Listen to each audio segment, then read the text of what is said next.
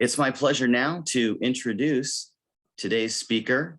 And before I do that, I would like to remind everyone that if you have any questions that come up during her presentation, you can please use the Q&A function on the bottom of your screen. Check out the Q&A icon. You can write down any question that you come up with over the course of the presentation. And once we have completed her remarks, we will answer as many as time allows. So thanks a lot for that. You can also use the chat function as well to leave any comments. So without any further ado, let me introduce Madelyn Rzadkowolski. She is the curator at Meadow Brook Estate. And since beginning her tenure at Meadow Brook in 2009, she's developed a series of tours and exhibits, including a permanent exhibit on the history of the Dodge Brothers Motor Car Company for its centennial in 2014. She's also done extensive research on the lives and legacies of the Dodge and Wilson families. That centennial exhibit, incidentally, was supported in part by MotorCities. With the help of dedicated volunteers, many from the Dodge Brothers Club, Meadow Brook and Madelyn care for 10 historic vehicles, including the last vehicles owned by John and Horace Dodge, a 1919 DB sedan and a 1920 DB coupe, which is on loan from our friends and partner at the Detroit Historical Society. So without any further ado, I would ask, oh, Madelyn is on with us now. So let's go out to Meadowbrook Hall and Madelyn. Thank you, Bob. I'm so excited to be speaking to everyone today about one of my favorite topics, the Dodge Brothers and their history and their legacy in the community. So today we're going to be talking about the global pandemic, driverless vehicles, the big news stories from 100 years ago when the Dodge Brothers were at the heart of the Motor City. And yes, those same topics are big news today, but they also were for the Dodge Brothers. So we're going to be talking a little bit more about that.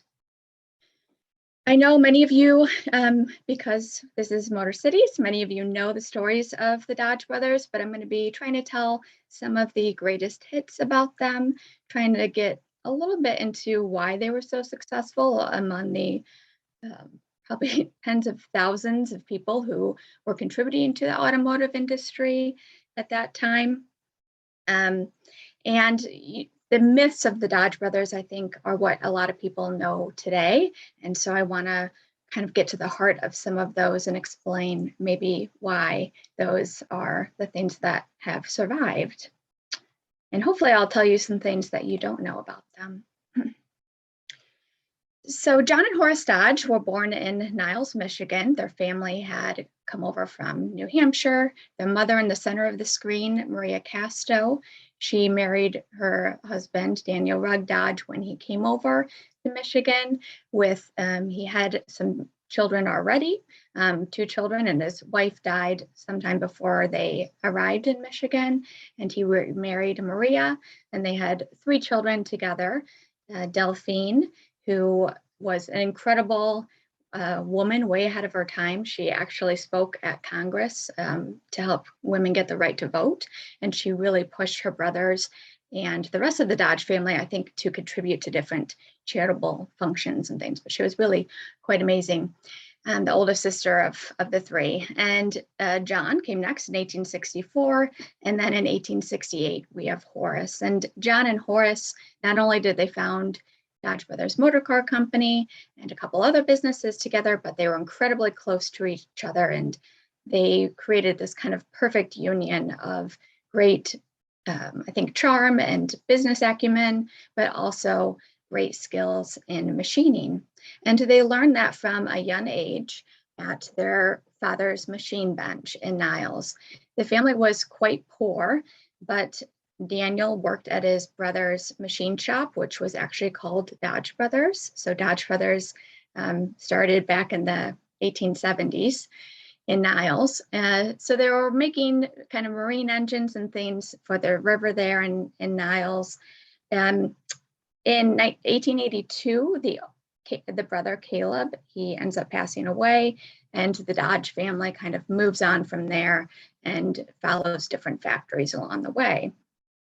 They went to Battle Creek first and then to Port Huron, working for Upton Manufacturing, which they created farm implements. And if you look on at the patent there, that is a wheel plow that was invented by Daniel Dodge. So he was inventing, right around at that time. And that's probably maybe where Horace got that kind of mind to be able to invent things. So that was a patent that we discovered as we're preparing for that Dodge Brothers Centennial exhibit, which was so much fun. And I love kind of trying to find the little parts of history that maybe have been forgotten. And so that was something that helped us give a clue to why they'd left Niles and followed this farm implement company, Upton. We also know that Caleb, who we found out, actually owed quite a bit of money after he died. And so that could be also why they left town. They didn't owe money, but their brother had borrowed quite a bit and not paid any back. While in Niles, like I said, the Dodge brothers, they were quite poor, but their parents did have them go to school, even though many children at that time, if they needed to help support their family, they might not have been able to go to school regularly. But we know that John Dodge one year had perfect attendance because we have his school book with the note from his teacher. John also graduated from high school, which was also a little bit unusual for that time, especially for a poorer family.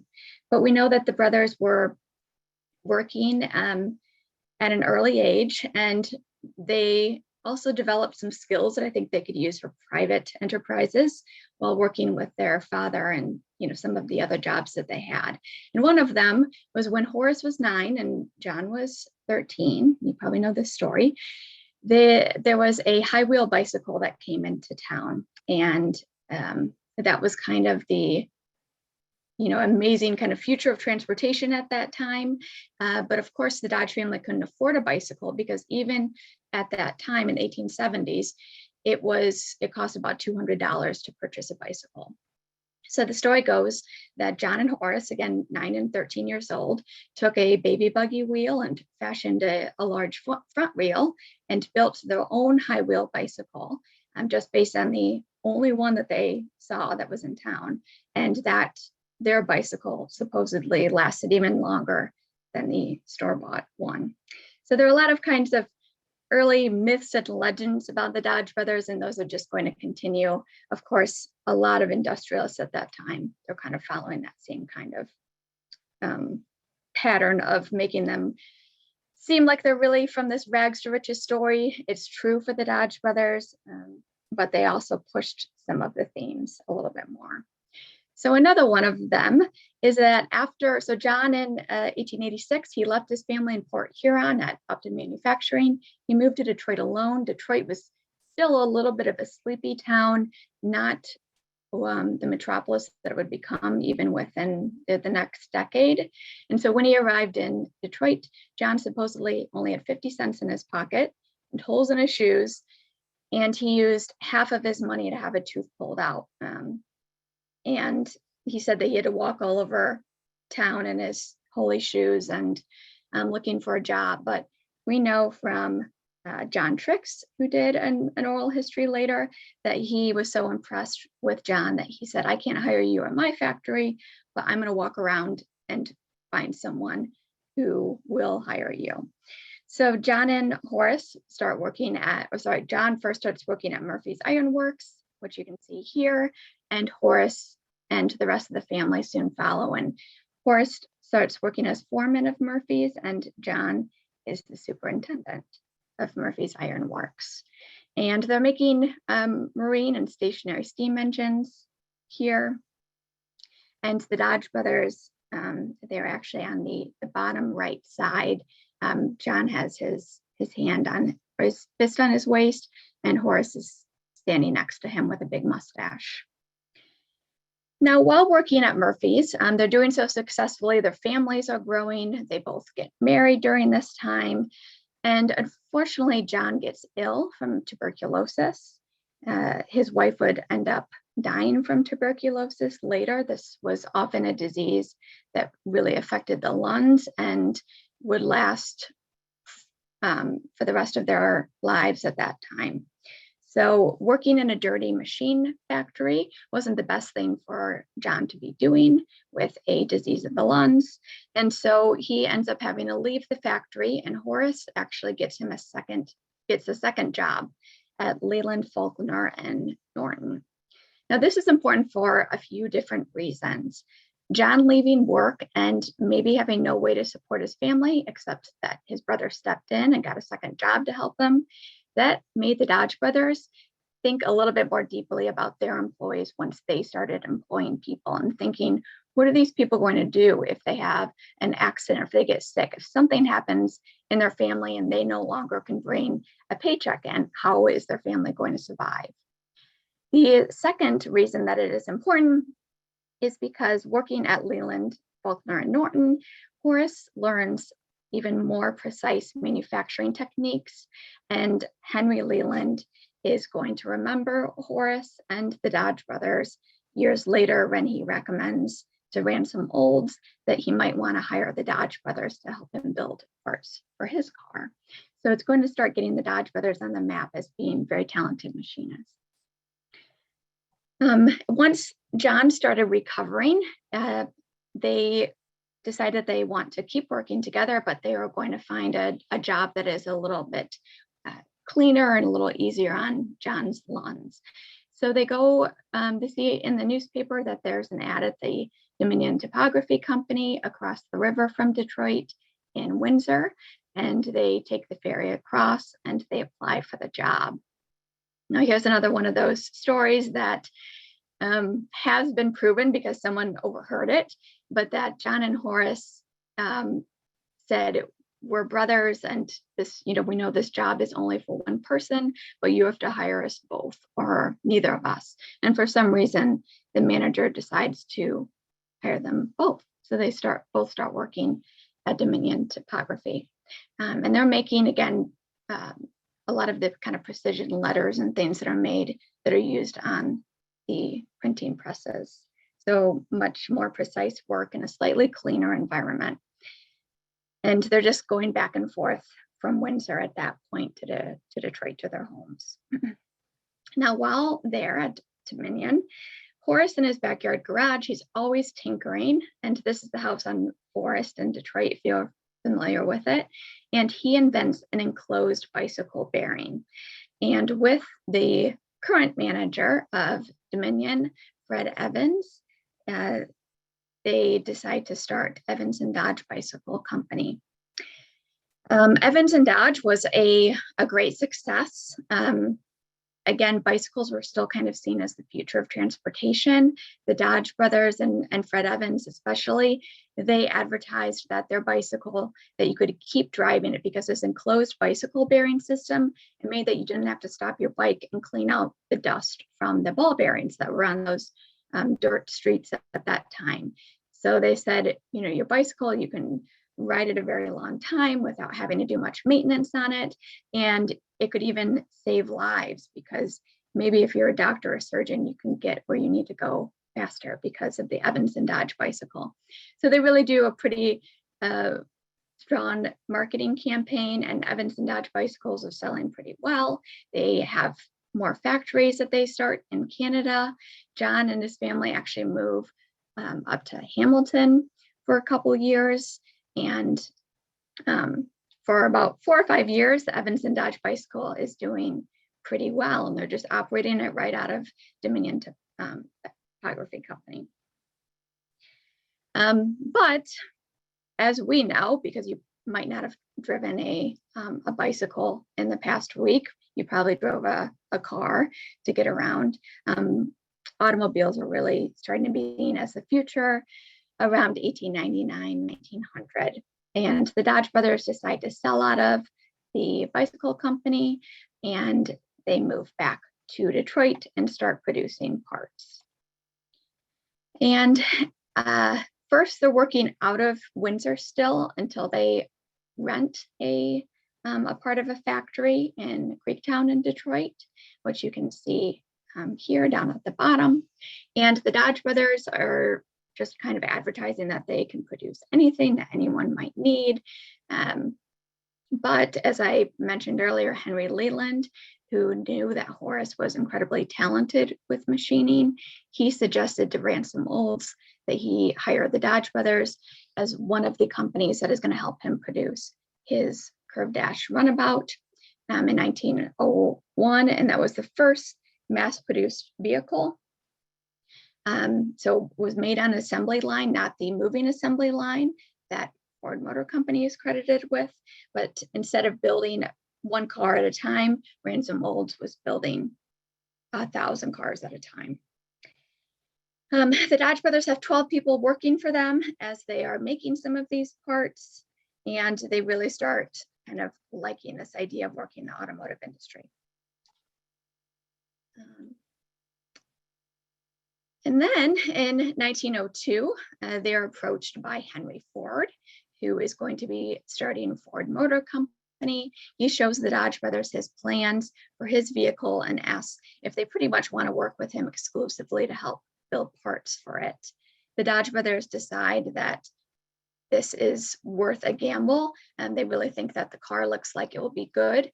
Henry Ford, as some of you probably know, he did have 2 failed attempts prior to this to build a car, but they kind of all thought together we'll be able to create a successful vehicle and company this time. It was a great gamble because the Dodge brothers end up being millionaires within a few years. So Ford Motor Company officially starts in 1903. And one of the reasons that I think that the Dodge brothers could have been attracted to going with Henry Ford is because Henry Ford is really known as a kind of a racer. And the Dodge brothers weren't racing vehicles at this point, but they were racing ice yachts and boats and bicycles. So I think they might have liked the idea of the kind of fervor that Ford had, I think, for speed, and the Dodge brothers felt the same way. And you can see with Henry Ford and the 999 here that the Dodge brothers are on opposite sides of him in the photo. So the Dodge brothers, for the next decade, they build some 60% of the Ford automobile. They basically built everything except the wheels and the body and the seats. So there's a great story that Horace Dodge's granddaughter told me that her grandmother had mentioned about being at the Dodge brothers factory, which you can see at the bottom left of the screen, of being there and watching Henry Ford come up and pick up the engines and the chassis and everything for the Ford vehicle and putting it on a horse-drawn cart and taking it to his factory where it would be assembled. So he was just renting a factory at that point, but with the Dodge brothers, of course, he would go on to build the Ford Cat plant after the company was starting to get going. You may know that Henry Ford was unable to pay the Dodge brothers for their parts in the beginning, but again, they thought, we're going to keep gambling on this, and we're going to take stock in exchange for the parts. And so that's what they did, and that's part of why they were millionaires, is because they were not only the largest parts provider to Ford, but they were also stockholders. On the top, you can see the Ford Piquet plant, which luckily still exists. And then the Dodge brothers factories down at the bottom, the exterior there. And that was in Greektown pretty much.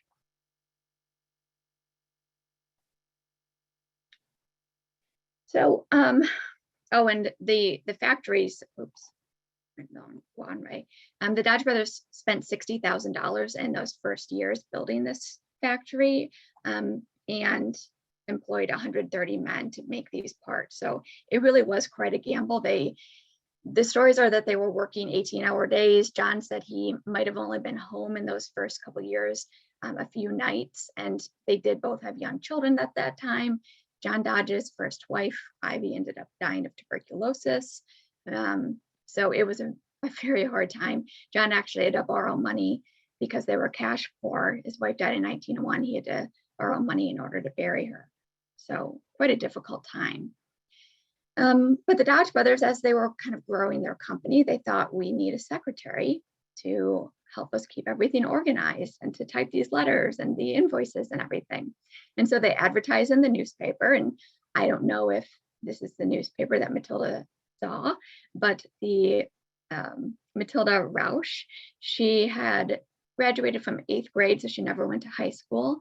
She was had immigrated with her family from Canada as a toddler. Her parents owned a saloon in Detroit. She put herself through business college and learned not just typing, but also business management and financial planning. And she is hired as John Dodge's and Horace's secretary. And you can see a picture of Matilda about the time that she was working for the Dodge brothers. The Dodge brothers and would also hire Matilda's sister, Amelia, who you can see in the center of the third photograph there, and John Dodge's daughters from his first marriage are on either side of Amelia, and they're out at Meadow Brook Farms, where I am. So Matilda and Amelia, working as secretaries for the Dodge brothers in those early years, they knew a lot and they started saving a lot of items, and that is partially why we have so much in Meadow Brook's collections. Matilda and John end up falling in love and getting married in 1907. She had stopped working for him a couple years prior so that they could court officially. And the year after they married in 1908, the John and Matilda, they purchased Meadow Brook Farms, the first 320 acres of it.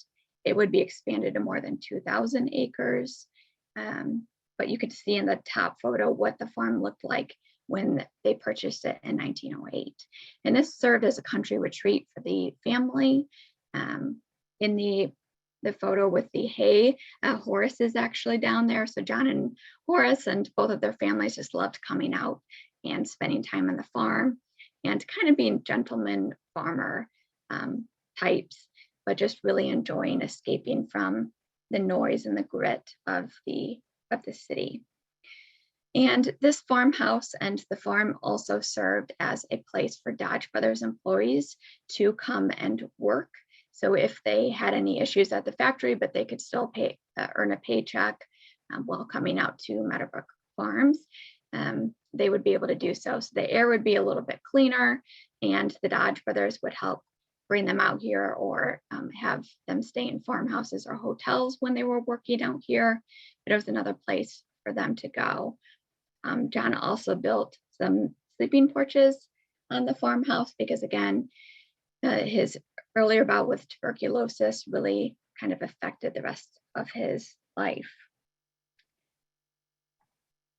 And the story of the employees, I've actually found out in recent years that my great-grandfather was perhaps one of the people who did that. But I already knew about it beforehand, but once I started doing genealogy, I found his name that he worked for Dodge Brothers, and my grandma was like, oh yeah, and he worked at Meadow Brook. So Meadow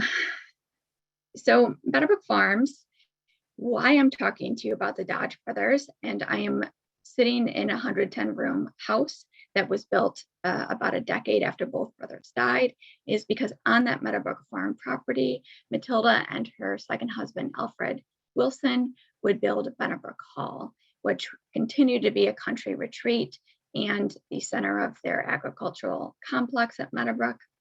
And today we operate as a museum and a cultural center.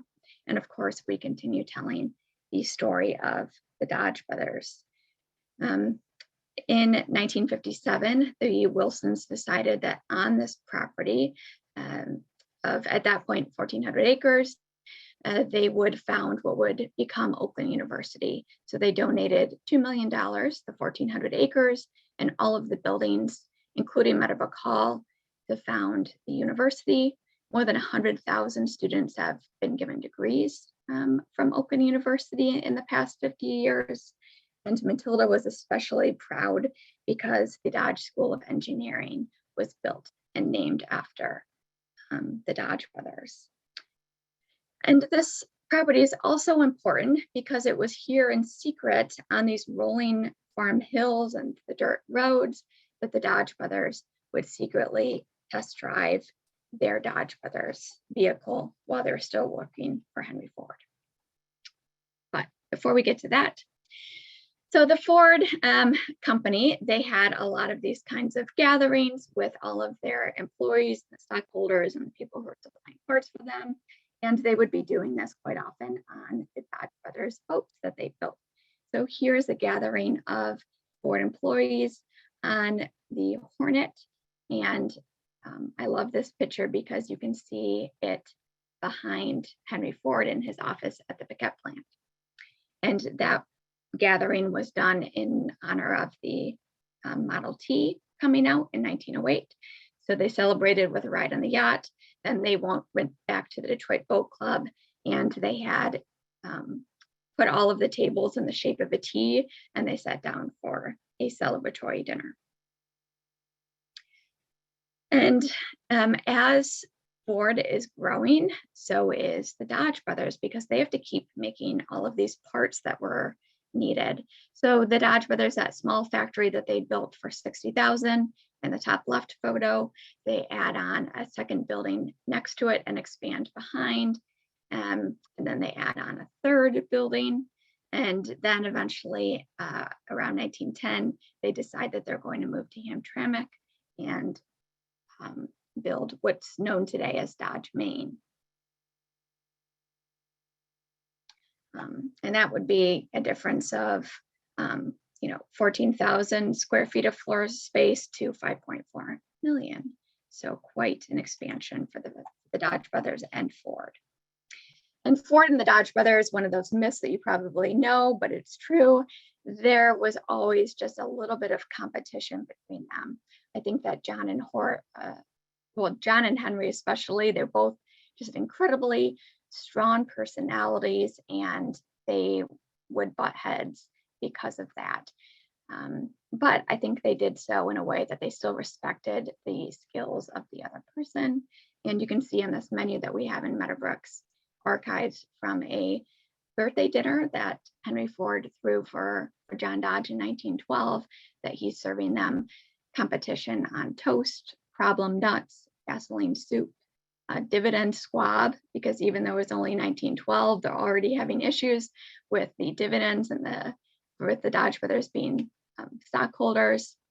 So I think Henry Ford and John were able to kind of poke fun at the little rivalry that they had for just being such strong characters, but they were friends who respected each other, even though they were very, very different. Now this is probably the best donation that I have ever gotten, this badge on the right side. It was dropped off anonymously at our front desk, which thank goodness it was, and it wasn't thrown away or, in someone's drawer somewhere.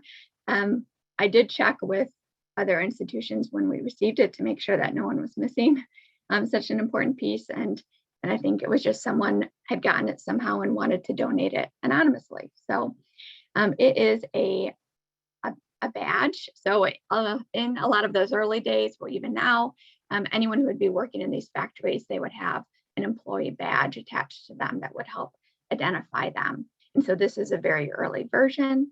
We think that it dates to 1912 or 1913, and it gave John Dodge access to any of the Ford plant. And this identical pin, but with Henry Ford's name on it, is in Henry Ford's museum's collection. So it's just incredibly special that we have this and that we know this kind of piece of history exists, because in 1913, the Dodge brothers tell Henry Ford that they will no longer be his largest part suppliers. They would be going off on their own and starting their own car. So if you can imagine that Henry Ford would be giving this pass, or not Henry Ford himself probably, but he would know that John Dodge had this pass at the same time as it's being rumored and then proven true that the Dodge brothers were going to be going off on their own. Now, privately, John Dodge said that he was tired of being carried around in Henry Ford's vest pocket, and publicly, he really talks about his employees. He has some 10,000 employees at that point. And if you're the largest part supplier to one person, you basically have one client. And if that client is ever going to leave and go off on their own and make their own parts, then you have 10,000 people and 5 million square feet of factory space that you don't have a use for. And the Dodge brothers really did care quite a bit for their employees. So the Dodge brothers in that kind of next year, there starts being just kind of a little secret marketing campaign for the Dodge brothers. And they publicly said that they really didn't like advertising, but it was done quite successfully. So I think they saw the value in it. So before anyone knew really anything about the Dodge brothers vehicles, they incorporated with $5 million. They doubled the size of their plant for another 1 million. And in July, their advertising company started running ads in news or magazines like the Saturday Evening Post and putting up billboards. And the first billboard just said Dodge Brothers. And then the next week, they added motor car underneath that. And weeks later, they added reliable, dependable sound. So that was kind of the first sort of campaign that they had, was just that the Dodge name should speak for itself. It was the Dodge name was a good name. It was reliable. The advertising company said that they did this because they really saw the value in the Dodge brothers and how much the public respected them. And so that was the heart of their campaign. And it must have worked because the reputation of the Dodge brothers was so great that even though no one really knew anything about the car yet, there were more than 20,000 dealer applications and 72,000 orders placed for the Dodge brothers vehicles. And when the cars came out on November 14th, 1914, people scrambled to dealerships to see them. And here's the Dodge brothers in the first one that came out, and they're sitting in front of John Dodge's home in Detroit. And I have a little quote there to show, again, the little kind of competition and ribbing between John and Henry Ford, I think. They definitely were pretty vocal, especially probably John, in kind of, I guess, trying to ruffle Henry Ford. The advertising continued. The Dodge brothers are really trying to advertise the fact that they had the first all-steel body. They had a 12-volt electrical start in all of those early ones, and so you no longer needed to rely on the crank start. So Dodge brothers vehicles were easier for women to drive. But everyone else was still using the 6-volt system, which would remain the norm until the 1950s, but the Dodge brothers had evolved. It's also a 35 horsepower engine, so it was just a little bit stronger than the 20 horsepower engine of Ford's Model T, which of course the Model T did put America on wheels. It gave a lot of people the opportunity to purchase a car, whether new or a used car, but the Dodge brothers really wanted to be known as having reliable and dependable vehicles. In one of their advertising campaigns, they asked people to respond to them with how many miles they'd gotten on their vehicle, how long they've been driving it. And old Betsy, that first car they drove out of the factory, she got more than, I think, 500,000 miles on her. So they really tried to advertise how long the cars would last. And they sent vehicles all over the world and took photos of them in those early days as well. And I think many of you know the oil field Dodge. So like many manufacturers at this time, the Dodge brothers have videos that are made to help advertise their vehicles. And this is available on YouTube.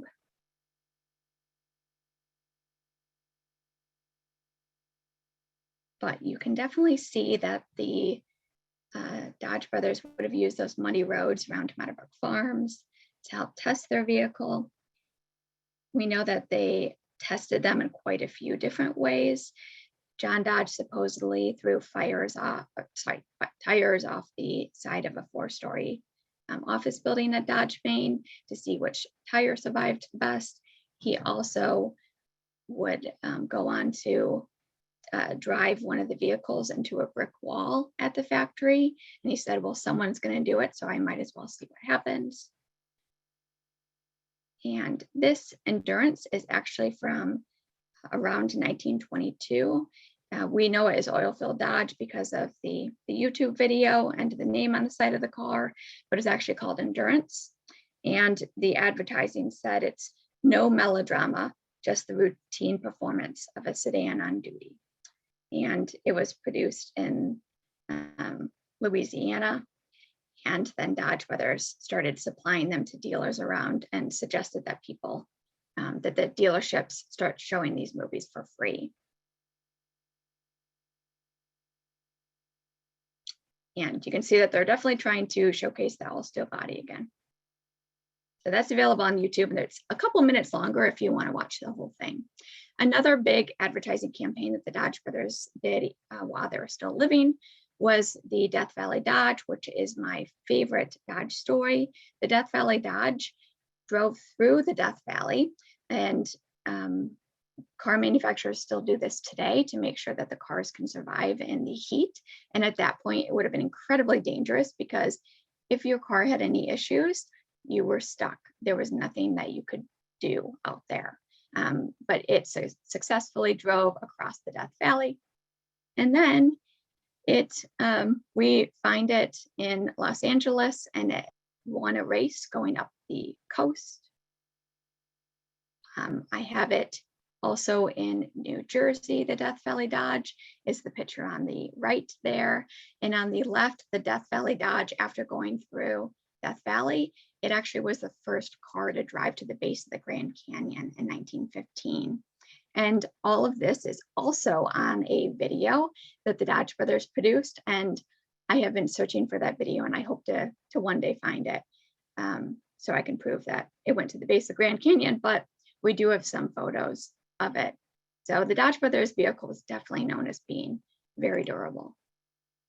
And I mentioned driverless vehicles. So in 1921, they had this 3-wheeled vehicle that was being driven by remote control with a Dodge Brothers vehicle behind it. And in 1932, there would be Dodge and Chrysler would have another radio-controlled vehicle. That is not all that the Dodge Brothers and their dealers did to help get some publicity.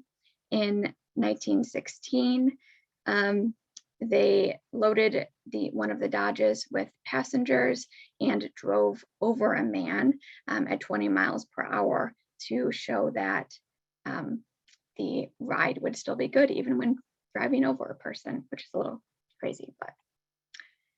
And another way that they tested all of the vehicles, as far as I know from all of the research I've done and what I've been told from other people, Dodge Brothers was the first with a proving grounds and testing done on site rather than on roads. And so this was built by the Dodge Brothers at their Hamtramck complex.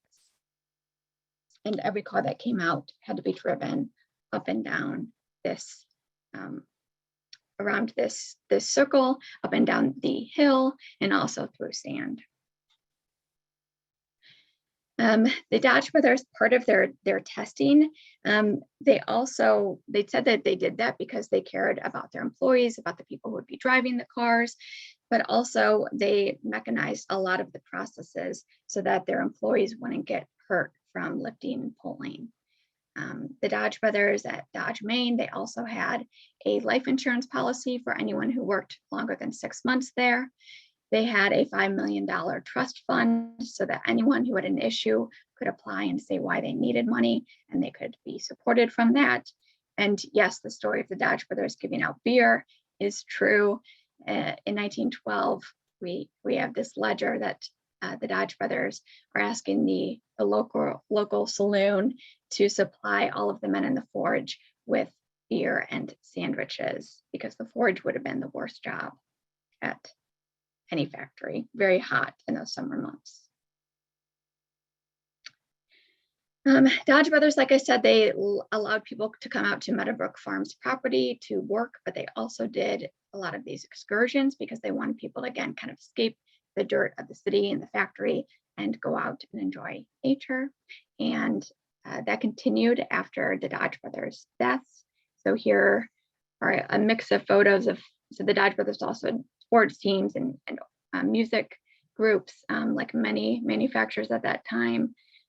Matilda, John's wife, she started a girls athletic association at Dodge Brothers. So all of the girls who were working there, she invited them out to learn how to swim, because that is one thing that she didn't learn how to do.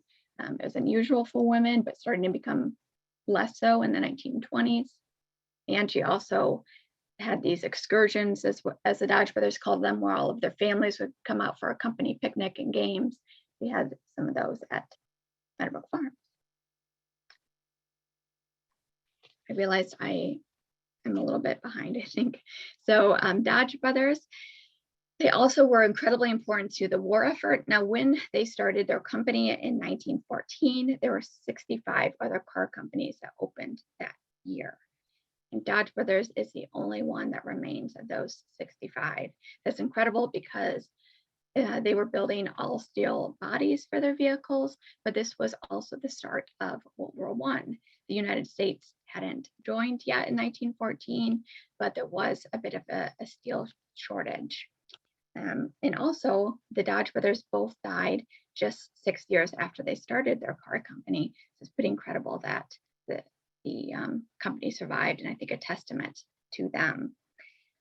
So the Dodge Brothers, Patton and Pershing, in the U.S. Army, they said that Dodge Brothers vehicles were the only cars that their men would be driving after a campaign against the Mexican bandit Pancho Villa.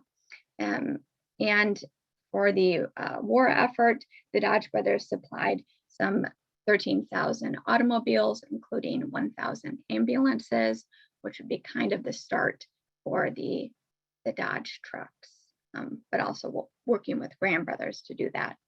And of course, many of you probably know that the Dodge Brothers, and Horace especially, they worked to, Horace invented a recoil mechanism for the French artillery gun, the howitzer, and he developed 129 new machines to do this, and created new processes in order to mechanize the process of creating this recoil mechanism, which took months to do by hand. But the Dodge Brothers, within 4 months, they had built their munitions factory in Detroit, and they were producing these recoil mechanisms within that, based on Horace's inventions.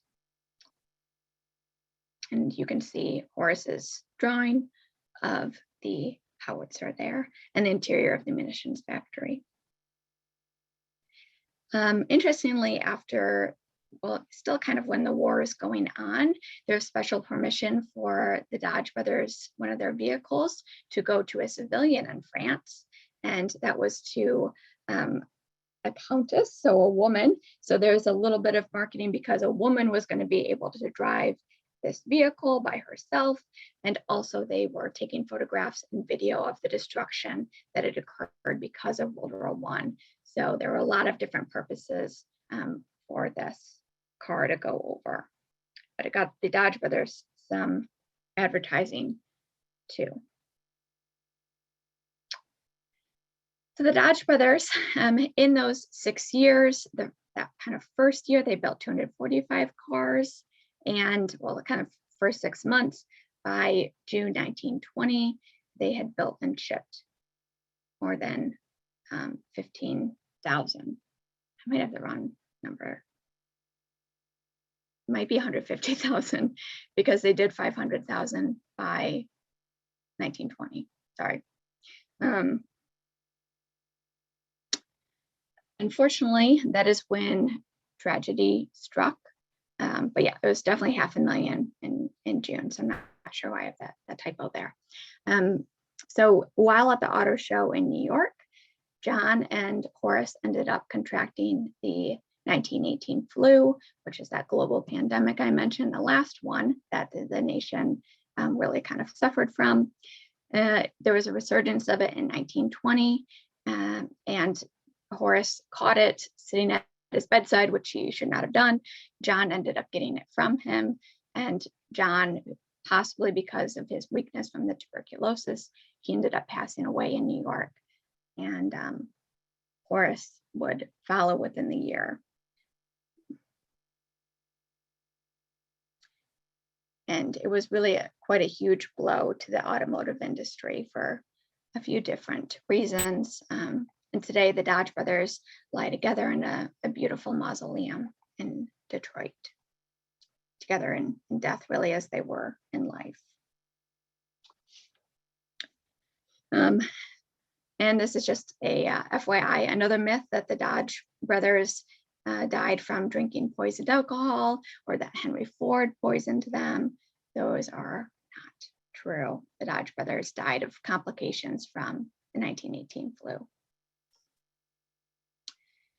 So with the death of both John and Horace Dodge, the brothers of Dodge brothers, Matilda and her sister-in-law Anna, they kept the company running for a few years with the help of Fred Haynes, who was the Dodge brothers' longtime friend, and he became the president of Dodge brothers after John died. And Fred Haynes would kind of keep the company going for the next 5 years until they ended up selling it for, the widows did, for a record-breaking $146 million.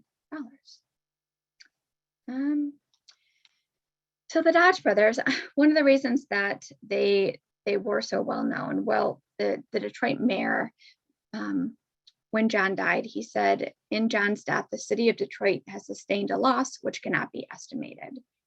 Detroit's industrial leadership is founded in a great part on the indomitable spirit which he helped to inaugurate in our community." So the Dodge brothers were not only known for what they had done with the automotive industry, first working for Olds and then for Ford and then their own car company, but they were also incredibly charitable, and they even helped with some different civic duties in the city of Detroit. So in 1905, Mayor Codd appointed John Dodge as the water commissioner, which was a 5-year term. And I've been thinking about him a lot with the flooding in Detroit that's been happening. I've been wondering what John would think about it, or how much of the system is still similar to what was laid at that time as John was working, but he really expanded the water system. And he also worked on the Detroit Street Railway Commission, and he was advocating for public ownership of the streetcar system, which seems like an odd thing for a car manufacturer to do, but that was still how many of his employees were getting around, was through the streetcars. Also, John Dodge was looking into a subway system that was never built, of course, in Detroit. Now, Horace's duty that he was working, a civic duty, was a little bit more fun, perhaps. So Horace became a deputy sheriff, and his badge is the solid gold badge that I mentioned. And it was produced in Hamtramck at Wayne Brothers, which still, I think it just closed a few years ago, but here's a picture of a couple pictures of the factory and their stamps. And a lot of the fire and police stamps are still being made by them. And here is that badge. This was purchased at auction. We helped the Dodge Brothers Club purchase this year, and we have it now at Meadow Brook. It's a solid gold with perhaps a topaz on the top of it for Horace Dodge as the undersheriff. We know that he purchased this badge himself, so he didn't make the city pay for that solid gold badge, but he was appointed undersheriff in 1917. And one of the things that Horace did was he loved going and visiting the prisoners, especially on Christmas. He would bring them little treats and presents, and he would see if any of them could be rehabilitated, and he would hire them at Dodge Brothers. So it seems as kind of one of those jobs that would be maybe just for fun and, because you're a wealthy person, but he really thought that was an important duty, and he enjoyed doing it as well. Another thing that kind of continued a little bit along this kind of civic route, but in memory of the Dodge brothers and their love of the outdoors, was that their lodge that they shared with many other kind of Detroiters and Michiganders up in Munasquan. That lodge was started in 1906. The Dodge brothers joined it around 1910. And after the Dodge brothers died in 1924, Dodge brothers motor car company went to the rest of the owners of Munasquan and asked if they might purchase Munasquan for, had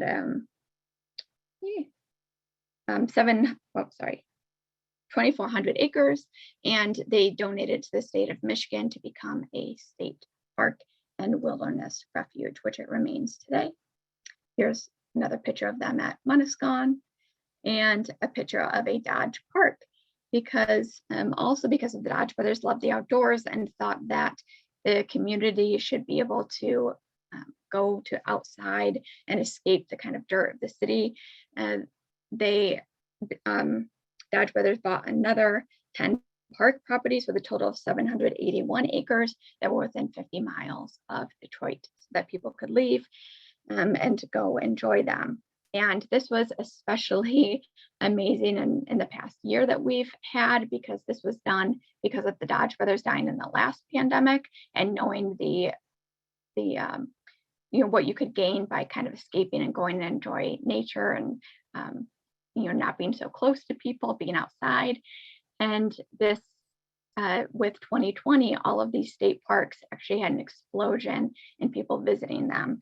So in 2019, there was an average of 27 million who went to the state parks, and in 2020, 36 million. So quite a jump in people enjoying these outdoor spaces, and really something I think the Dodge brothers couldn't have envisioned. So Meadow Brook today, we have, like was mentioned, we have 10 vehicles either on loan or in our collection, and many of them are in driving condition. We have an exhibit on the Dodge brothers, and we'll be continuing to tell their story, their legacy, and what they did on the estate. And we started that in 2014 with the help of MotorCities. The Dodge family, as you can see in that photograph, those are John and Horace Dodge's remaining grandchildren there. Kind of amazing that he still has grandchildren who are here, but they're a wonderful support to us. And here are some of our vehicles. We have all Dodge brothers vehicles except for the Packard that we have, and that is a 1938 Packard limousine.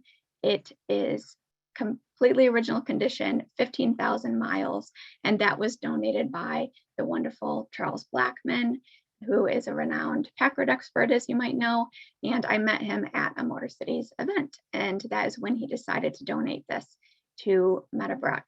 And this Packard limousine was first owned by Anna Dodge, Horace's widow, and she gave it to her son, Horace Jr., and there's a boating sticker in it. So some great boating history for the Dodge family, and some great kind of Grosse Pointe history of the car being at the Horace Dodge estate there. And Meadow Brook Beyond, kind of telling the Dodge brothers story. We continue as a museum and cultural center. And one of the big things that we're very excited about this year is our holiday celebration. You might have heard of our holiday walk, which is a day tour of where you get to see more than 50 decorated Christmas trees inside the house. You also get to see the sheriff badge if you come. We're celebrating our 50th anniversary as a museum this year, so the theme is gold and the 50th anniversary. But we will also be having this separate night event, which will be great for families and friends and just anyone to come visit. And tickets are all already on sale online. You have to purchase them online in advance for either of those. but I especially recommend the evening one if you want to experience an evening light show. And I think I'm a little bit over, but I'm ready for questions now. Sorry. Thank you so much. That was a phenomenal presentation, and we're so happy that you were able to share all of those wonderful details with us. We will take questions. We do have a few that have already come in, and you can pull the PowerPoint from the screen. Oh, We got some accolades as well coming in. Gary says, an absolutely wonderful presentation. oh, thank you. I'm glad. I probably talked too long, so I'm not used to talking to people anymore. Here's No the share. worries. We still have a lot of people who have stayed throughout. So obviously you had some compelling content, and we still have a lot of people here. And so without any further ado, let's go to some questions that have come in. Are there any original hand-drawn technical drawings for any of the Dodge parts or their subsequent vehicles? No, and so one of the reasons I'm so excited about finding things like this sheriff badge at auction and having things dropped off is because I know more exists out there, and some of it was at Meadow Brook, and just I think in the early days or at the end of Matilda's life, some of that stuff was let go, and so I've been trying to track it down. I've gotten a couple offers to sell items, but we're completely self-sustained as a museum. We raise every dollar we spend, so we don't often have the ability to purchase items. So I know that things exist, and we have a surprising lack of photos of the Dodge brothers as well. And so if anyone has any way of finding that stuff or getting a hold of it, either the Dodge brothers or Meadow Brook would be a great repository, the Dodge Brothers Club, or of course, the Stellantis would be great too. They still have an archives for the Dodge Brothers and Chrysler items. But if you have anything, then call me. Okay. All right. So what is the next question? And this is one that I've always been intrigued about myself. This question is from Dave Thomas, and it is, what is the meaning of the Dodge Brothers logo on the car's badge? Great question. And I was going to say that, but I ran out of time. So that is another kind of myth, that there's a lot that the Dodge brothers were Jewish, or because it has a six-pointed star on it, which now we associate with Judaism. But that six-pointed star is an ancient symbol. It was also used in Christianity, called the Star of Christianity.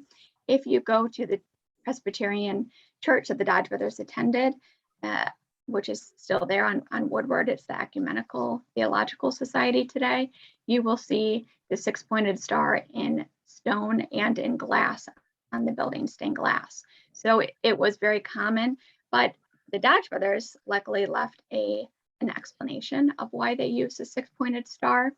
Because of the two brothers, the kind of mechanical mind of Horace and the business mind of John, there were these two opposing forces, these two triangles coming together and forming a perfect kind of symbol, which was the six-pointed star.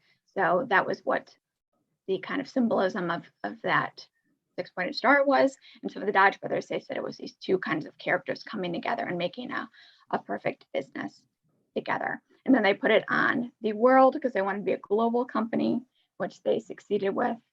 And we have that in our archive. So I guess I haven't mentioned, I'm in the archives room, which was always a Dodge archives room. So when Matilda built this 110 room home, she built a replica of John Dodge's bedroom on the top floor, and across from it put a room that was dedicated to just holding different his furniture and blueprints and things from Dodge Brothers.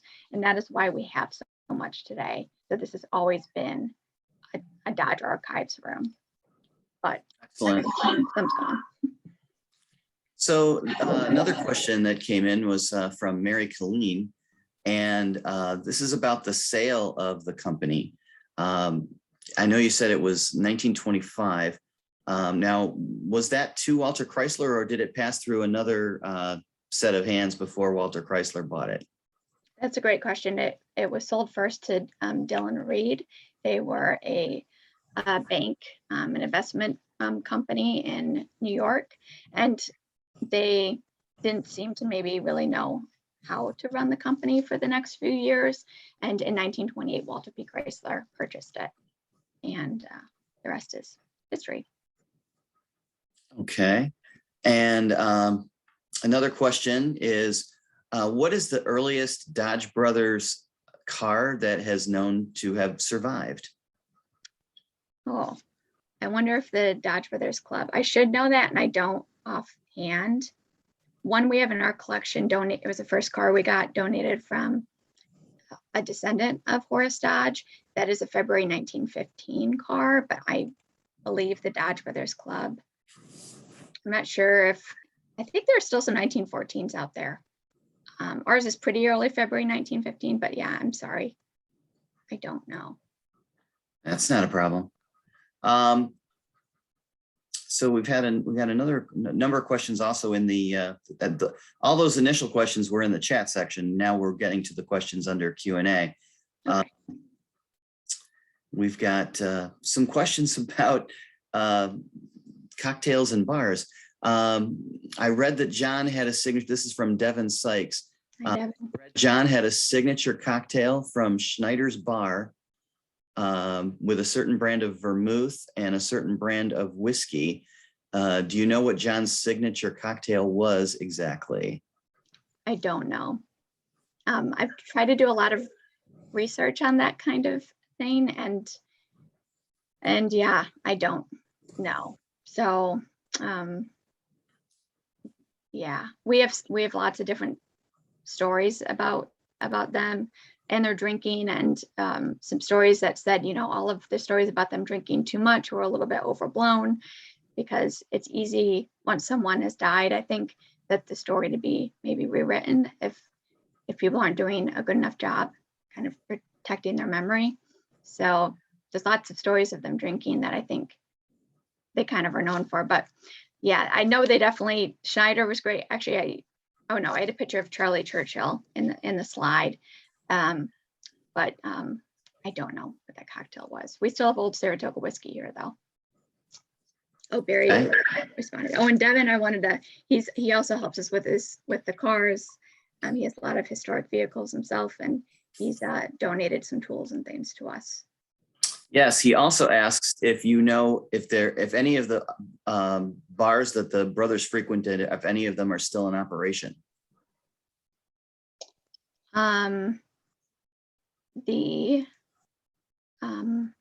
I think one of them is around where, I'm blanking on what the name of it's like a tavern that's right at Woodward, past Campus Martius, that's turned into like a train rail station. They did go kind of by there. Oh, Detroit Athletic Club. The Dodge brothers spent a lot of time at Detroit Athletic Club. It's more of a private institution, but definitely there. And I was able to go there and do a presentation, and I'd read in all the books about the painting of the nude woman that was behind the barn. There's a lot of Dodge stories about that, and so I wanted to go see that, and I was able to, luckily. But yeah, that one, I don't know. Good questions. Okay. Oh, Grand Trunk, yes. And I saw people say Grand Trunk. So it's close to Grand Trunk. That might be the closest you get, unless you go to the athletic club. And then I saw that Barry Cogan also said that serial number 3 exists for the Dodge Brothers vehicles. So that would be a 1914. Right. Okay. So we also have a question from William Greenwood. And he asks, how were the brothers able to pay their employees when they were not being paid by Henry Ford or being paid in stock? Yeah. They borrowed money from their aunts. They were kind of, I think they just did anything that they could. They also had sold out of Evans and Dodge bicycle, and they were able to keep some of the parts from that and sell out from those. So I think they were just really hustling and trying to get all the money they could. But I know that they were cash poor at that time, and it was definitely hard. And it was in the contract that they could leave if they weren't paid, but they decided to stay, and I think they could leave and take everything with them and try to go off on their own. But I think they thought the partnership was worth pursuing. Okay. Well, we have another question that came in from someone I think you know, William Matt. Yeah, my boss. Yeah, the big guy. Did John and Horace pass away before their parents, or were they able to financially support them later in their lives? And do they have any other relatives like cousins that were from or remain in southeastern Michigan? That's a good question. Their parents died before them. Daniel died before the brothers were still living with their parents for quite a while. Even once Horace got married, he was still living with his parents, with his wife. So he died, I think, in the 1890s, Daniel, and Maria died right before John married Matilda, around that point. So no, they never really saw the success of the Dodge brothers. And they, yeah, it's too bad, but yeah, they weren't able to really financially support them. I think in some ways the Dodge brothers are probably supporting their parents. Delphine, their sister, who also lived with John Dodge, with her husband, she might have had a little bit of money to help as well but I think they were just trying to make friends with anyone who would help with some money. And then there are definitely direct Dodge descendants that are still around. And we brought a lot of them together for the 2014 Centennial, which was a lot of fun, meeting them and getting answers to some of these burning questions. And it was a lot of fun. And then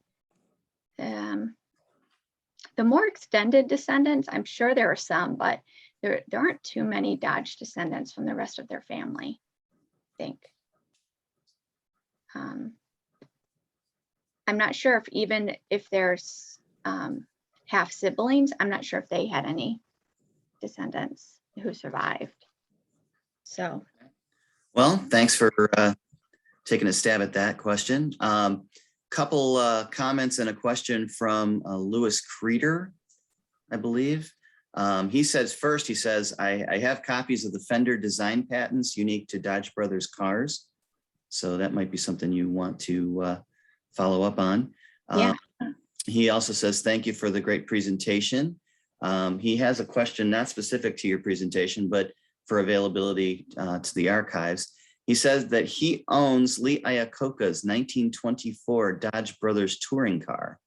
And he says, I have the Michigan title with his signature.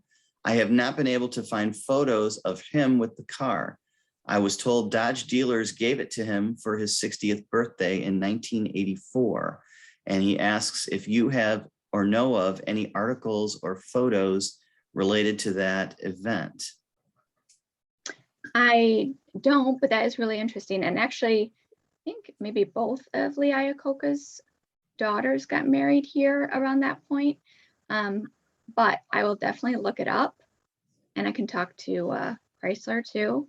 So contact me, and I'll look it up for you. That would be interesting. Okay. And I know we are running a little long, but we still have people enjoying this presentation. So I want to close with one more question. This is from Dennis Urema, and what is your personal favorite anecdote regarding the Dodge brothers? Oh no.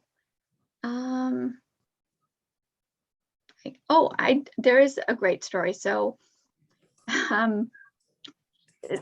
So Horace and John, they were very close with their employees, and there are a lot of really good anecdotes about them, but one that I think is kind of fun and not very public because someone told it to me privately, so it hasn't been really published anywhere, is that the Dodge brothers knew that people were stealing from their factory, the employees were.